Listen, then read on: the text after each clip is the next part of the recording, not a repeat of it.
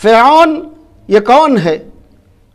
فرعون یہ ایک بادشاہ ہے جو مصر کے تخت کے اوپر اس وقت بیٹھتا تھا، اور مصر کے تخت کے اوپر جو شخص کی بیٹھتا تھا اس کا لقب فرعون ہی ہوا کرتا تھا۔ بادشاہ کوئی بھی آئے اگر وہ مصر کے تخت کے اوپر بیٹھتا ہے تو اس کا لقب فرعون ہوتا تھا۔ اسی طریقے سے ملک روم کے تخت کے اوپر جو بادشاہ بیٹھتا تھا اس کا لقب قیصر ہوا کرتا تھا۔ اسی طریقے سے ملک فارس کے تخت کے اوپر جو شخص بیٹھتا تھا، جو بادشاہ بنتا تھا، اس کا لقب کسرا ہوا کرتا تھا۔ اسی طریقے سے ملک حبشہ کے تخت کے اوپر جو بادشاہ بیٹھتا تھا اس کا لقب نجاشی ہوا کرتا تھا۔ تو اس طریقے سے مختلف علاقوں کے بادشاہوں کے لقب ہوا کرتے تھے۔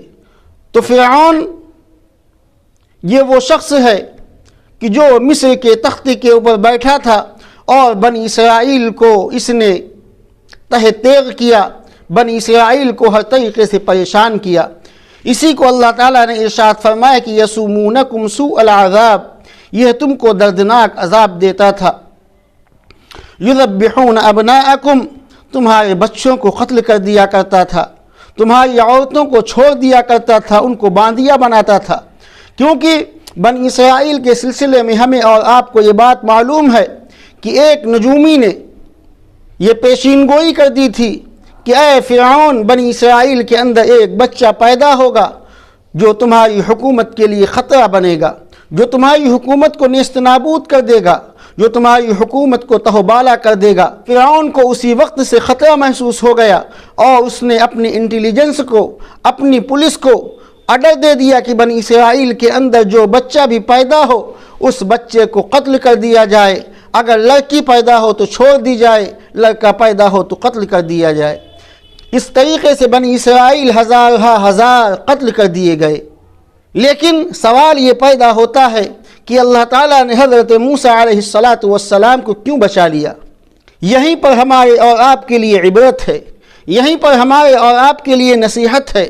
اللہ تعالیٰ کو جس سے کام لینا ہوتا ہے اللہ تعالیٰ اس کو اسی طریقے سے بچاتے ہیں، دشمنوں کے نرغے میں بچاتے ہیں، دشمنوں کی فوج کے اندر اللہ تعالیٰ اس کو بچا لیتے ہیں جس سے کام لینا ہوتا ہے۔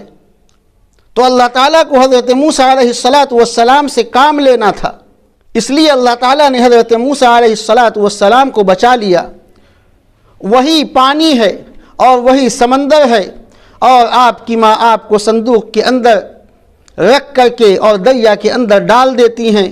اللہ کی قدرت اپنا کام کرتی ہے اور وہ صندوق جا کر کے فرعون کے محل کی طرف چلتا ہوا جاتا ہے، اور فرعون اس کو اٹھاتا ہے، اس کے وزراء اس کو اٹھاتے ہیں اور کھولتے ہیں تو دیکھتے ہیں ایک معصوم بچہ۔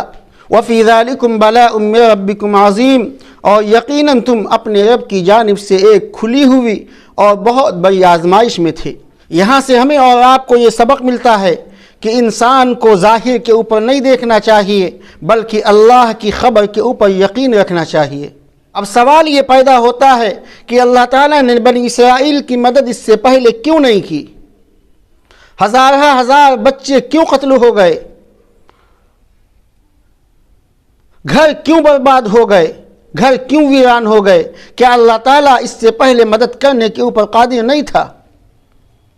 اللہ کے نبی صلی اللہ علیہ وسلم کو 13 سال کی مکی زندگی کے اندر پریشان کیا گیا، تکلیفیں دی گئیں، مکے کے اندر آپ کو نہ جانے کیسی کیسی تکلیفیں دی گئیں، اور اس کے بعد میں آپ صلی اللہ علیہ وسلم نے ہجرت کی اور سن 2 ہجری کے اندر غزوہ بدر پیش آیا۔ تو 13 سال مکی زندگی اور 2 سال مدنی زندگی، اس زندگی میں 15 سال گزر گئے اور 15 سال تک اللہ کی طرف سے مدد نہیں آئی، اور ٹھیک اسی وقت جب آپ نے اپنی کل پونجی میدان بدر کے اندر جا کر کے رکھ دی کہ اے اللہ آج یہ میری کل پونجی ہے، 15 سال کی محنت ہے، یہ 313 صحابہ تیار ہوئے ہیں، اے اللہ آج آپ نے اگر ان کو ہلاک کر دیا، اللہم ان تہلک هذه العصابة لن تعبد فی الارض ابدا، کہ اے اللہ اگر آج آپ نے ان کو ہلاک کر دیا تو زمین پر قیامت تک تیرا نام لینے والا کوئی نہیں ہوگا۔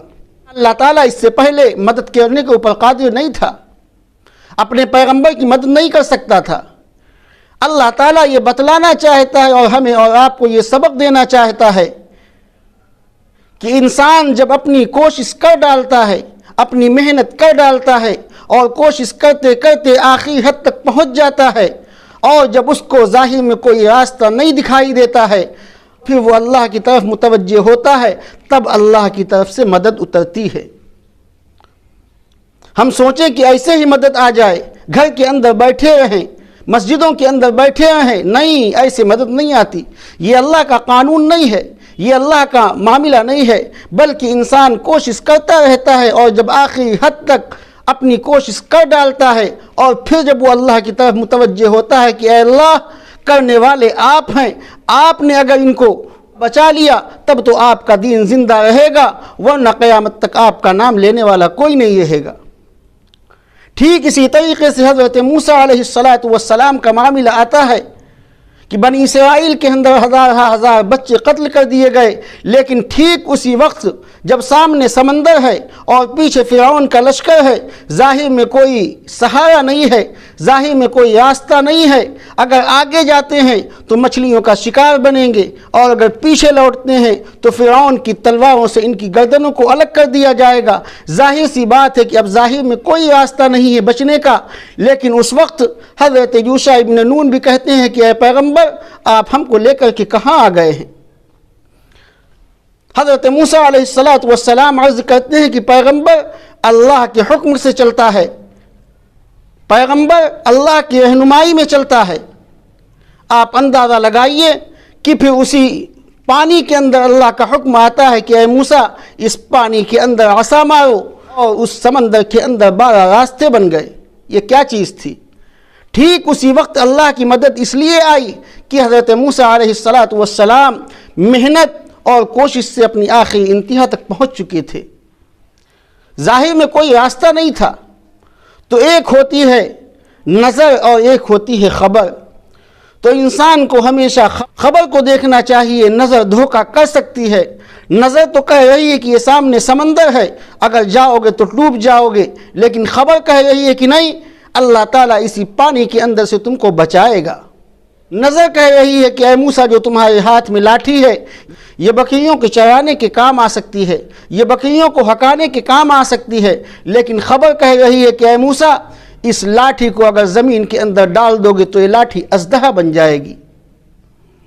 حضرت ابراہیم کے واقعے کو آپ دیکھیے، کس طریقے سے حضرت ابراہیم علیہ السلام کو پریشان کیا گیا، تکلیفیں دی گئیں، گھر سے بے گھر کر دیا گیا، آپ کے اوپر پتھر برسائے گئے، لیکن اللہ تعالیٰ کیا ان تمام چیزوں کو دیکھ نہیں رہا تھا؟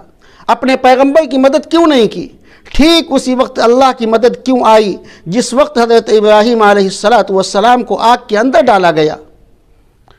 اس لیے کہ حضرت ابراہیم علیہ السلام اپنی محنت اور اپنی کوشش کی آخری حد تک پہنچ چکے تھے، اب اللہ کی طرف سے مدد آئی۔ تو انسان جب محنت کرتا ہے اور کوشش کرتا ہے دین کے لیے، اور جب اس کے سامنے کوئی ظاہری وسیلہ نہیں ہوتا ہے، ظاہری اسباب نہیں ہوتے ہیں، تب اللہ کی طرف سے مدد اترتی ہے۔